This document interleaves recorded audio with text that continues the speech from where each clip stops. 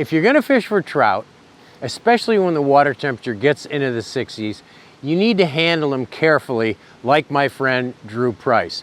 So there's a number of things that I'd suggest you do. One is use a heavy enough tippet so you can get the fish in quickly.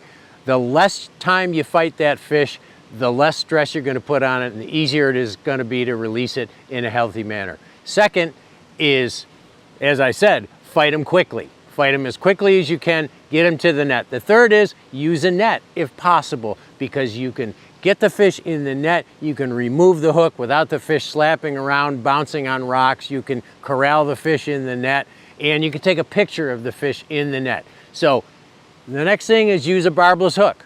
Barbless hooks come out really easily. They slip right out of the fish. Sometimes they fall off when the fish is in the net and you don't have to do anything. And lastly, just release the fish by backing off on the net and letting that fish swim away. Now, if a fish doesn't swim away under its own power, it probably tells you that you played the fish too long or you handled him too much. But if a fish doesn't swim away right away, then hold the fish gently in moderate current until you feel the fish start to struggle and swim away on its own.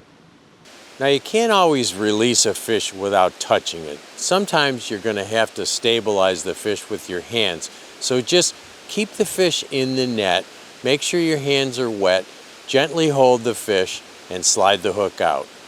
A handy tool to have is something called a catch and release tool. And you just find the slot in the tool, you slide it down your leader, you press against the fly, and you back it out of the fish. It allows you to get in places where you can't with your fingers or even with a pair of forceps.